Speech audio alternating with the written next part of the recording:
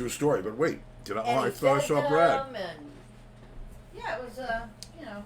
Well, anyway. Oh, Laurie Richardson in the house. Hey, Laurie. Laurie. Got your lawn chair. Well, anyway, yeah. So it sucks. So You know who I haven't seen? I haven't seen Gail. Gail, I don't know. Maybe she's, you know, she could be. Anybody know what's going on with Gail? Oh, ding dong. Come on. Did you hear? Well, Oh, you know here we what's going on with go. Gail, let us know. Here we go. Okay, I gotta ask him to unmute. There you go. More things change, and more they stay There the we same. go. Okay, let me turn us up here so that we're. Can you hear me? How are you? Oh, I'm doing great. How you doing, guys? Happy New Year. We're doing good. Happy New Year to you. Yeah, you know, I've had the pod freshened up a little bit. You know. Oh, and here comes the doctor. Oh, Dr. Ah, we're in for a good one tonight. That's right. I've got all my notes, and the doctor's going to take care of the visual aspect. There he is. I Yes, love doctor's in the house. it. Doctor's in the house. Wait, I just. I've got all my notes. Okay, can you hear me now? No. Yeah, and you have fleas. Look, he's getting close now. Doctor's in the house. Wait, I just. Hey, isn't Okay, that... can you hear me now? No. All right, you got me now? Yeah, but we're still hearing you from before. Yeah. How's that? Oh, that's great. Hey, and I'm on the television. And that's Stella's wig. I love it. There we go. Yes, it is Stella's wig. That's great. Well, are we going to premiere the commercial later? Yeah. No. I still have to. I have to add in the links and everything else for it. You know. Oh, okay. You know, Yeah, the Facebook, the YouTube links. You know, Twitter, Twitch, and all that stuff. Yeah, of Well, course. we were telling the viewers about it. Yeah, we were setting them up for it. But okay, I mean, today it's about the history, man, and this is cool. I mean, you know, we're gonna tough our way through this, but I thought it was interesting, Brad, that you picked January 1st as, you know, even though we're doing the day of, which Well, kind you know, he's only on one day, so like. yeah, but are we going to do the whole week? You know, What I'm gonna do, okay, this is what I was going to say. You know, when we started this journey off a few months ago, we were, you know, unraveling signs and symbology within rock and roll. And now for the new year, because we're starting this new year, 2022. But what happened in the history of rock and roll? So we're going to go on a rock and roll excavation. And we're going to try and find some of the amazing history and how it relates to rock and roll back then, rock and roll today, and where it's taking us to the future. that's great, man. Yeah. And I think it's only appropriate that we start with the New Year's Day fact. I thought that was just Yeah. cool. Yeah. Oh well, no, he's going to share with the class. Dr. Clockus, let's rock us with Clockus. All right. I have pictures if you want me to show the pictures. Yeah, picture one of the Quarrymen, please. The what? The Quarrymen, the first picture of a black and white. Quarrymen. Yes. I know what I know who it is. I know what it is. Okay, I just gotta find it. It's gonna take me a second there. All right. What song did they do? The Quarrymen. That's right. The Quarrymen. You may have known them as another group. The members of The Quarrymen. Yeah, the Quarrymen Nice. traveled 200 miles from Liverpool, England to London to be only rejected in their first major recording effort. This group today is now known as the Beatles. Yeah. But I want you to take a look at this historical picture. Who do you think? Let's name all the different members here. Well, obviously it's John, George, Paul, and Pete Best, though. That's right. Caucus.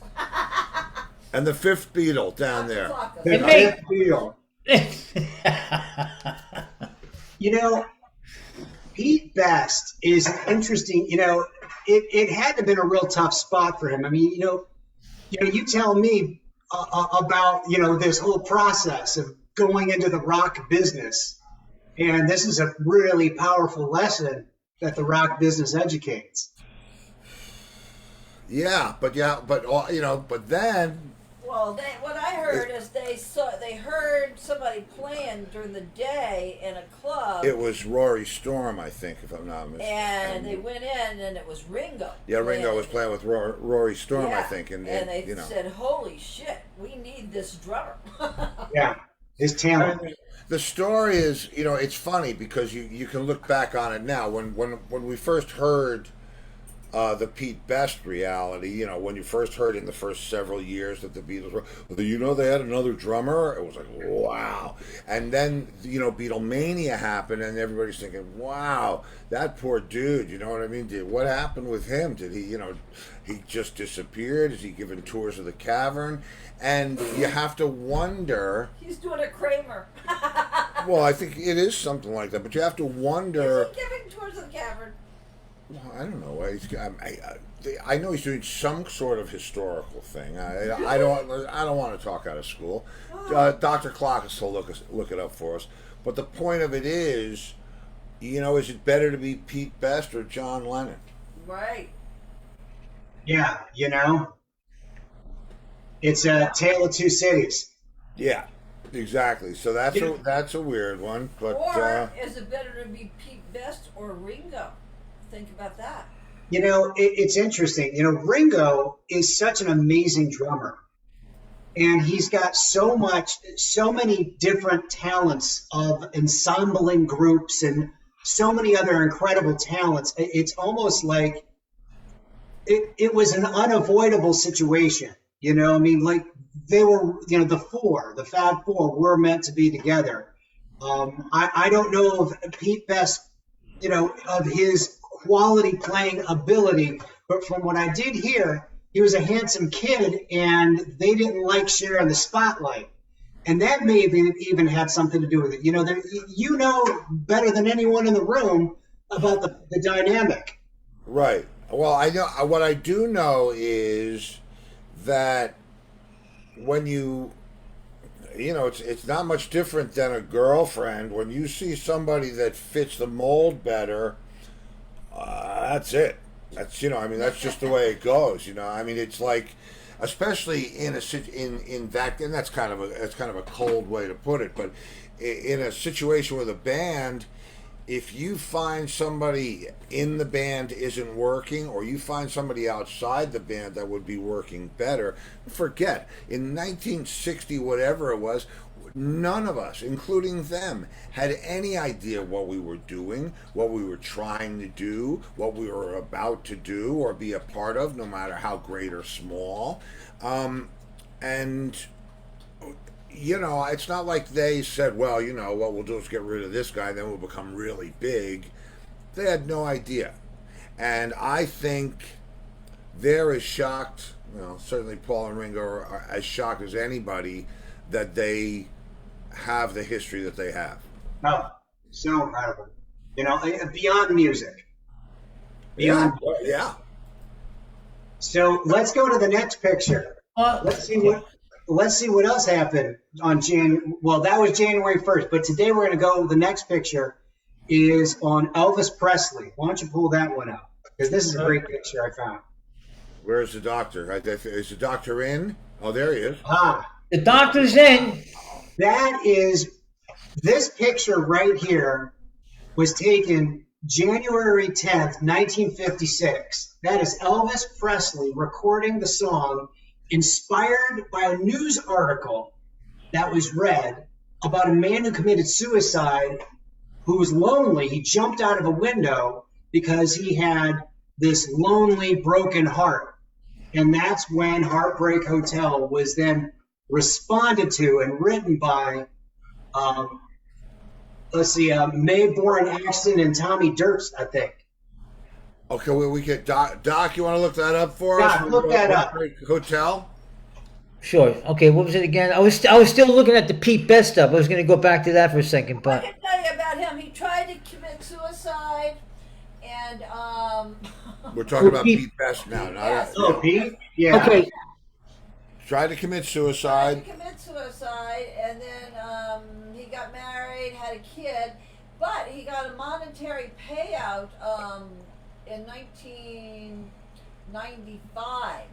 Yeah, The yeah, because they did a re-release on some of the early stuff that he was actually recorded on. Yeah, yeah, yeah.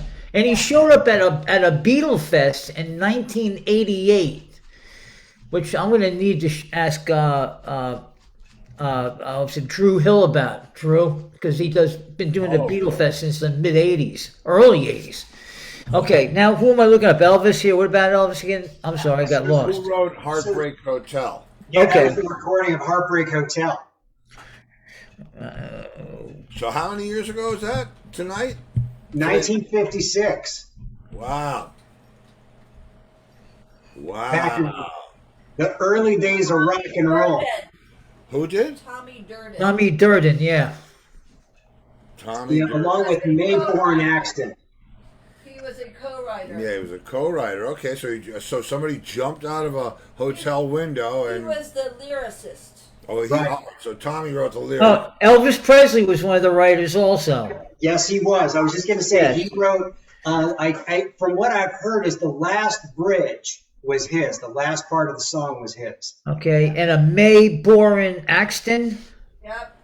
Yeah. Wow. Now, the group that's playing with him they were called the Blue Moon Boys. And that was Chet Atkinson on guitar and Floyd Kramer on the blues piano. Wow. And they played on a lot of Okay. other great music, too. They've been credited to a lot of other great stuff, Chet. Wow. Well, Chet Atkins, man. I mean, that's, you know. Yeah. He's the man. Funny because those, where those guys, that's like, I mean, that's its whole own kind of music. What Chet played, that country western. There's like southern country, and then there's Rockabilly. Yeah, They called it rockabilly. Yeah. And it had that sound. yeah, and Elvis being surrounded by all those guys and all those different influences. That's what an insane time. And interestingly enough, since since we're talking about Elvis, I'm doing this Roy Orbison documentary, and out of the four big names, right? I mean, of that time, Elvis, Little Richard, Jerry Lee Lewis, and Johnny Cash, or maybe Everly Brothers or Chuck Berry. The forgotten one is Roy Orbison. Right. And his story is very interesting. And it was Elvis that said that Roy Orbison was the greatest singer in the world. Yep. When you listen to Roy Orbison, Ready. you can feel his music almost better than you can hear it. You know what I mean? It's the tone and tenor. Something about it's haunting. I love it. Yeah, and I've been listening to a lot of it lately because I've been editing the stuff for this doc, and it's amazing. It's but I'll tell you, I will tell you one thing: you can't listen to the depressing songs, too many of them in a row, or you're going off the edge. Yeah. You got to put Ooby Dooby in there, Pretty Woman, because otherwise it's you're crying. Well, you got to lighten the load. Yeah, well, it's all right. So is there a Norbert Putnam was a bass player that did a lot of the session work at Muscle Shoals, and he also was Elvis's bass player for a bunch of years. Oh, cool. Wow. I don't know if you ever heard of him, but I have gone back and forth with him on Facebook, and I'm trying to get him to come on the show. Because he's also produced like Dan Fogelberg and Linda Ronstadt years after that. Oh, really? I don't know, but I think, what year was that picture taken around? Was early 60s? That's 50. Or before? That picture was taken January 10th, 1956. Yeah. 26 years ago today, or 56 years ago today, so whatever it is. Yeah. 76. I couldn't have been any further off than that. Years ago today. 76 years ago today? Yeah. No. And I can't count Rock that. excavation, buddy. It's got to be 66 years ago today. If it was I-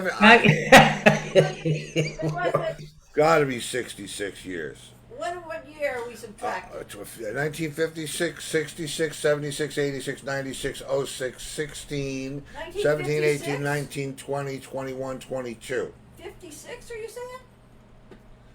Yeah, 1956. Well, you can judge that because I was born in 57. Oh. And I'm 64. Yeah. Ah, 64. I'll be 65 in October. Okay, well, that's okay. Good. Yay. That's good. So let's go to this next picture.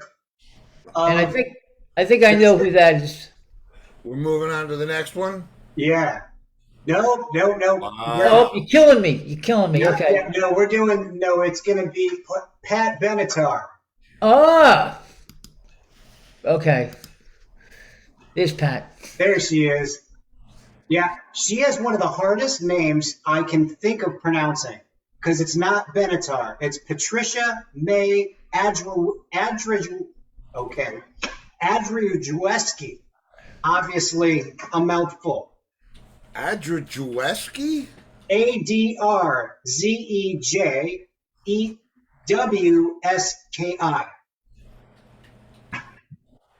Adriuszewski.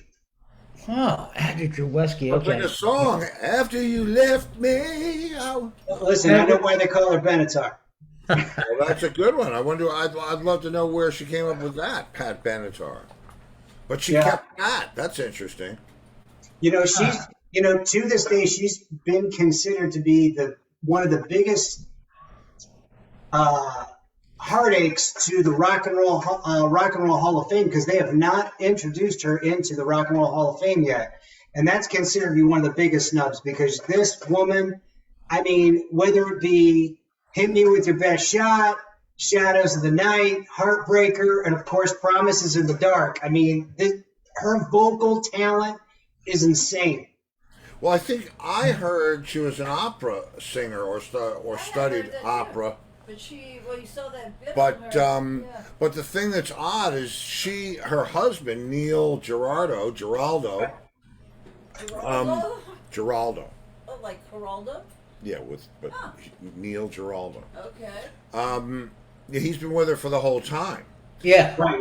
Probably all of the songs have done, but he's like Mr. Benetar, and for the past bunch of years she's been trying to, shine the light on him a little bit. We saw something not that long ago where, they were on together, and it's interesting for him. It's got to be interesting for him to.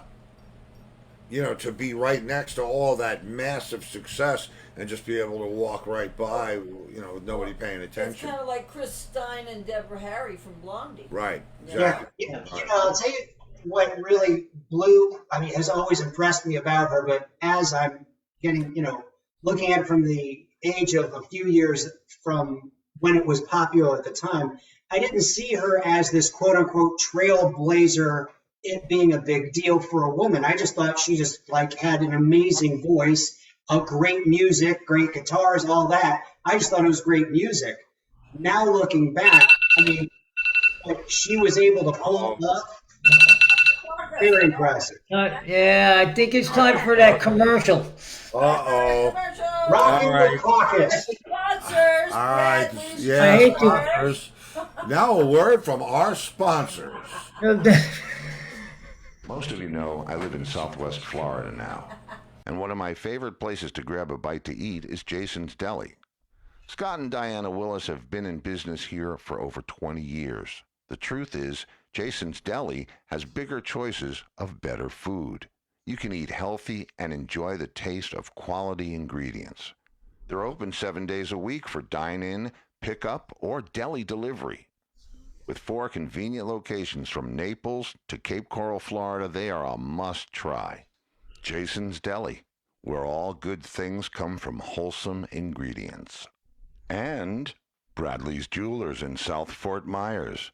Diamonds, bridal, you name it, estate, custom design, and expert repair. Bradley's Jewelers, South Fort Myers. They specialize in amazing moments.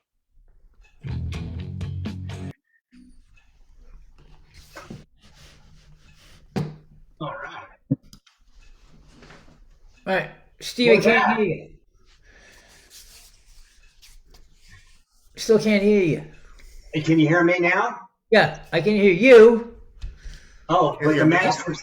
Go There ahead. you. Okay, I got a fact. Oh. Pat Benetar Why are we? Yeah. married her high school sweetheart Dennis Benetar. Oh. In 1972. That's why she got the name Benetar. Oh, that was good. That was good. In 1979, and then she married Neil Giraldo in 1982. Oh, so now Yeah. wait a minute. So Well, I think hang on. When was what was the timing of her hits? When was her first hit? it was before her hits. Well, they were together before their hits. Somebody put them together to do music together, and that's where it all She started. didn't have any hits while she was married to the guy. No, I don't think so. Well, let's see. Let me tell you about it. In the Heat of the Night album was released in August of '79. So that's before Neil. Well, it could have been, No, yeah, Neil. I think Neil's been there the whole time. Okay, could be. Wow. Wait, and something was written by Alan Parsons and Eric Wolfson. Wow. Wow. Okay. I Need a Lover That Won't Drive Me Crazy was written by John Mellencamp. Okay. Uh-huh. Well, you know my Pat so the Benatar album story, was right? certified- Well, No. I think because Pat's from Long Island, and I think Neil was from like Maryland or Baltimore or something like that. And then Wow. somebody put them together to do music together, to write music together. They saw they were a good match or something like that. But anyway, Apparently they did. They were right. Apparently they were I right. hope it wasn't her husband. But my Pat Benatar story is it's not really a Pat Benatar story, but it's a Gene Cornish Young Rascals story.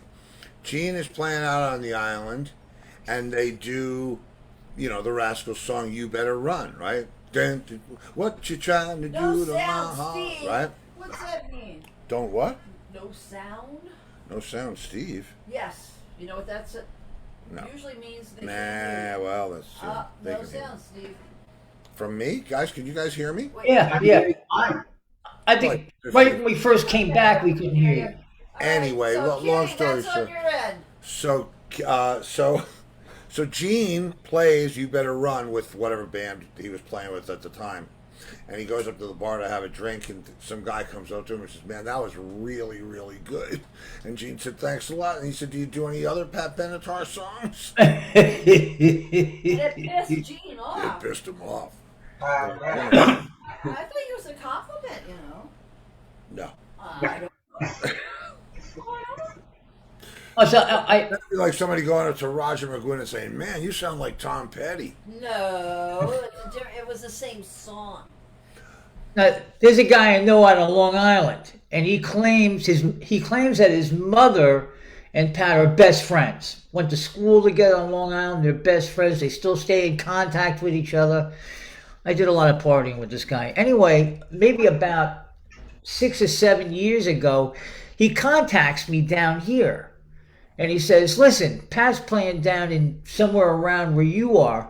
I'm going to come down and we'll go see Pat Benatar." So I'm thinking, his mother's got the connection. We're going to go see him. We're going to meet him. He goes, "Just if you can get us in somehow, if I can get us up to the stage, then I could try to get her attention." I'm like, okay, we're going to do that.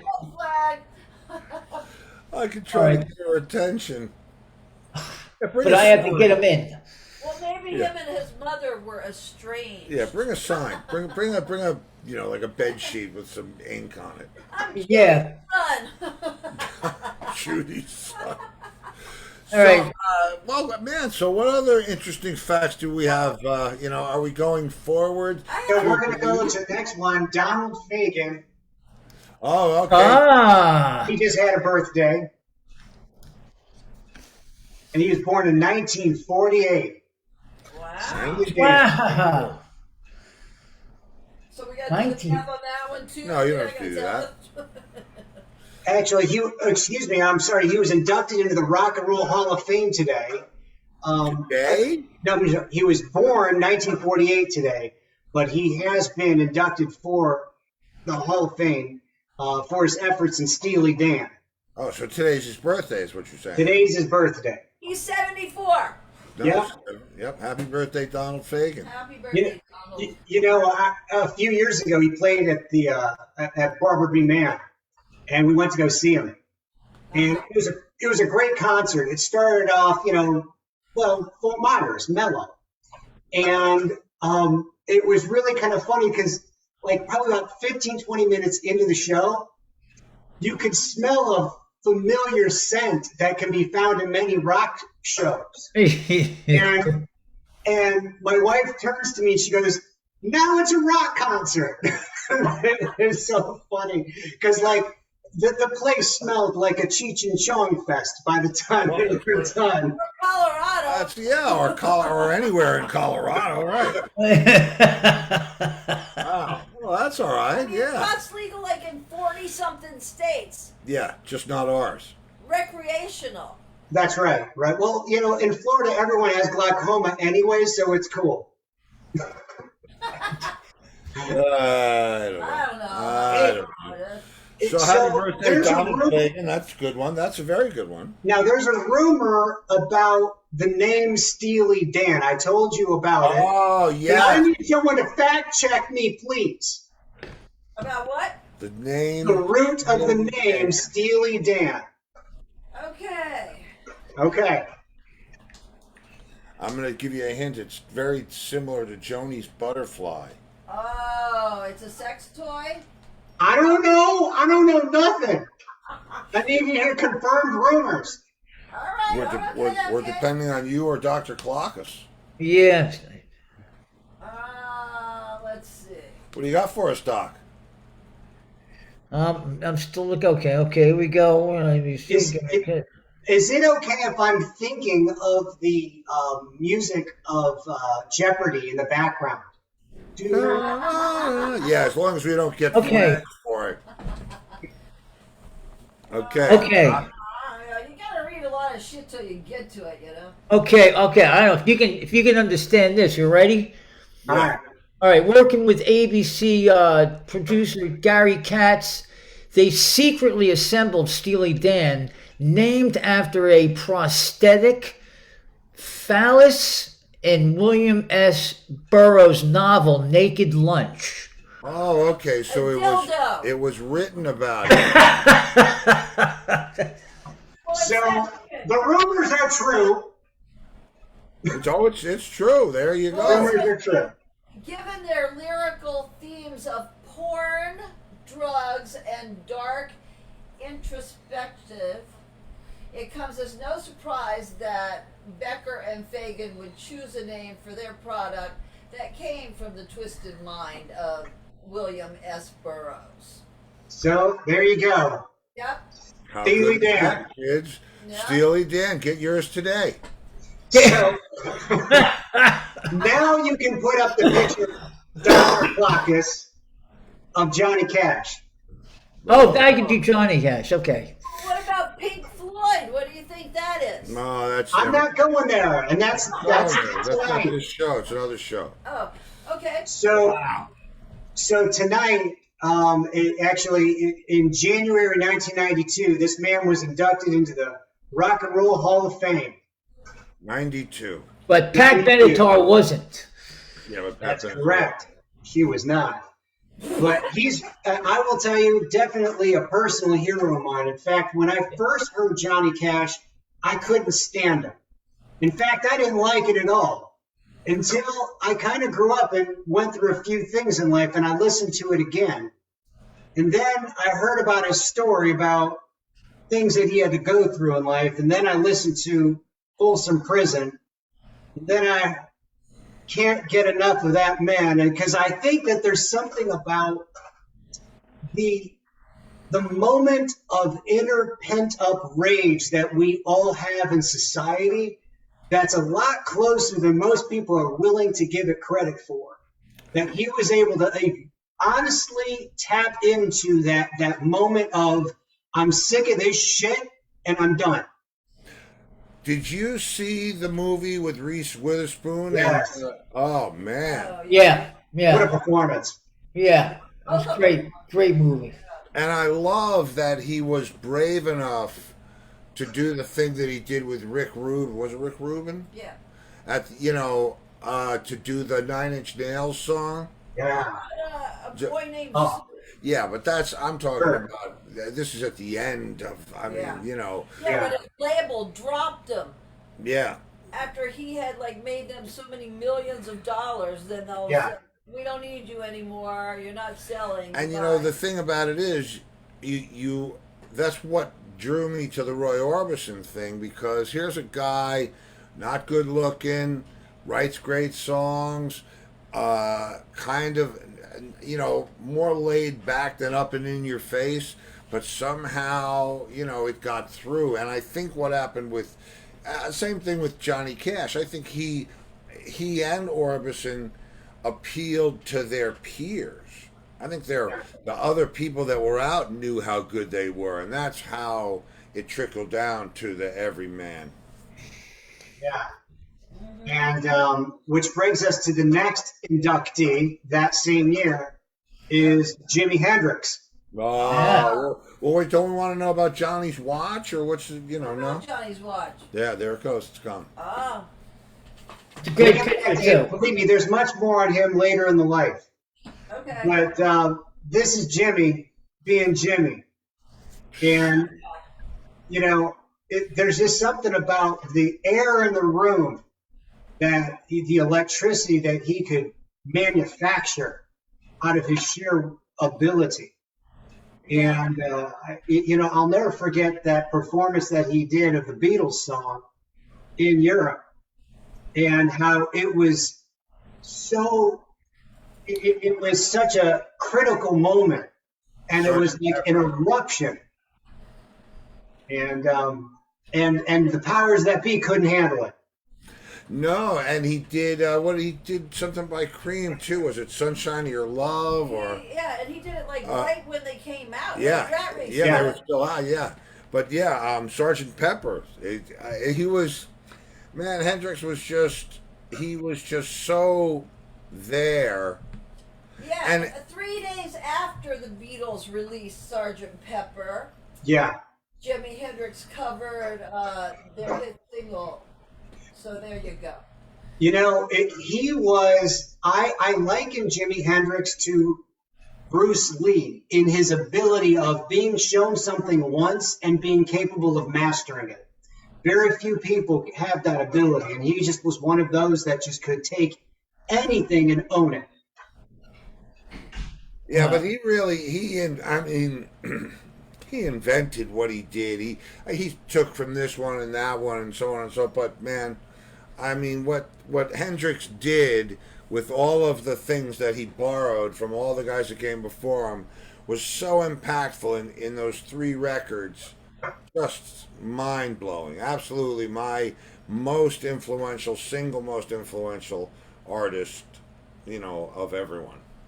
I'll give you a little tip on him.